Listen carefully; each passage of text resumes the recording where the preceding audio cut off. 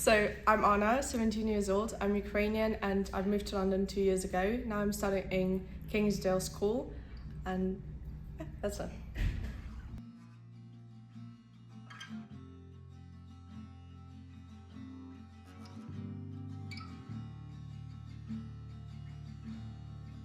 So it's not just me call it, but many Ukrainians call it our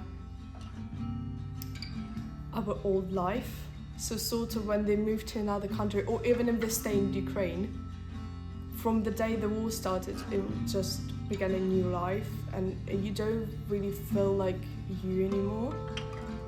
It's sort of like everybody's changed so much, like their behavior and everything. So you can't really say it's you anymore. It's kind of like just another person living kind of your life, but it's not really life, and you just get stressed.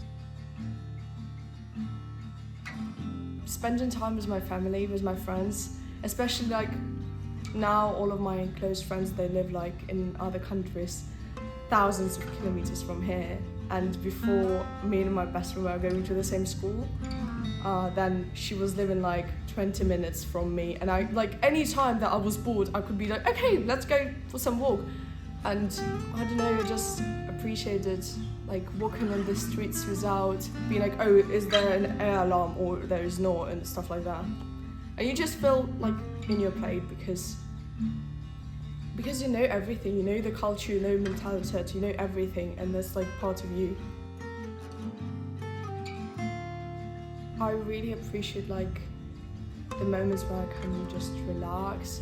Also, I would say even studying, like education, the thing that we can just study right now and going to school normally, because when the war started, our teachers were doing lessons online. Even if in the region where they were, there was an air alarm, they were doing the lessons from the basement. So you kind of like, you appreciate now how you can just chill and learn stuff without being stressed and also trying to remember something. I would also say the fact that you know everything and you know what will happen tomorrow. So I would really appreciate the fact that I know that, and also the fact that you show your close family, your family of friends, they're safe. When I see news every day, I'm like, oh, I really hope that my father and my grandparents are alright, because I cannot say that they're gonna be alright or anything now. We just been lucky. I've been lucky having everyone safe for this 3 years, but some people haven't.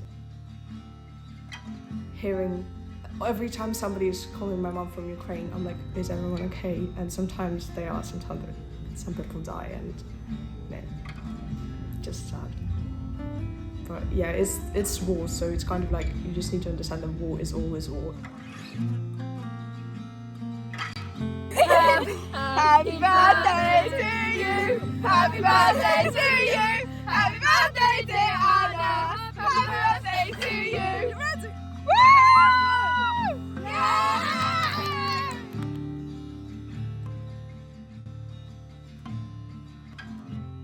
23rd of February in 2022, I woke up because my mom was trying to wake me up, and she was like, Anna, you need to wake up right now. I know it's like kind of early, but you need to wake up. And I was like, yeah, sorry, what's happening? Like, did I miss school or something? I wish I did. But like, she just said the war has started. And I just didn't understand everything. I was like, sorry, which war? Like, what are we talking about? Like, war somewhere? Like, World War III? Like, what?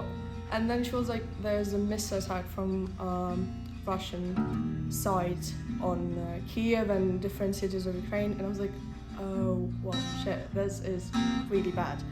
And I didn't really believe that, so I started reading news, texting my friends, being like, oh my god, guys, do you know what's happening? Stuff like that.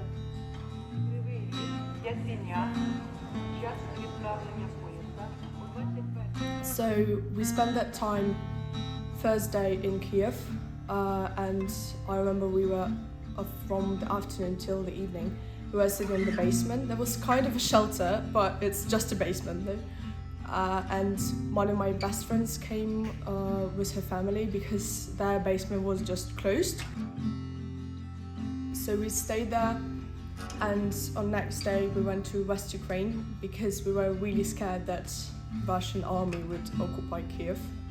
And if the city is occupied, you can't leave the city and you're like under control of people who can do whatever they want. My mum started receiving calls from her friends that somebody was mobilized and they went to army. And my dad went to army also in that like 2 first month. So it's kind of like, it was terrible.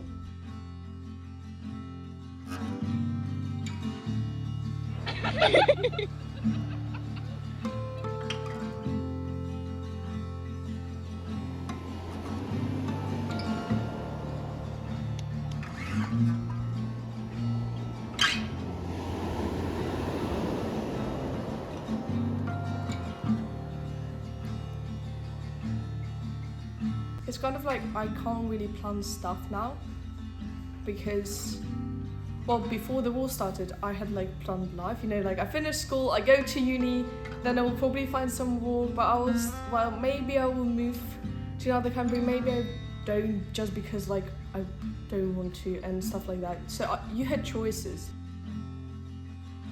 I was also like choosing if I want to stay in Kiev or go to a smaller city where my dad lives. So it kind of like, I was just planning all the stuff, and after the war started we couldn't plan anything. Like we just didn't know what will happen tomorrow. Every time we go to Ukraine now, I'm like, okay, well, I have some plans for tomorrow, but I'm not even sure that like I'll be able to do them. Not because like, oh my god, there will be a missile. Well, yeah, you don't know what will happen. You can just, your home can get destroyed in one night, and like people you love and you like, they can just disappear in a moment. So I'm like, I don't really plan stuff anymore. So I know what's coming, like exams are coming, stuff like that. I can't be like, oh okay, I know what I'm doing in 3 months. I don't really, because my family is still in Ukraine and I don't know what happens now. I just, like, it's just the hope that they'll be safe, but nobody has this like sureness about being safe. You just live a life. You also try to appreciate all the moments you have, especially people and like good moments. Yeah, just appreciate them more than you did before.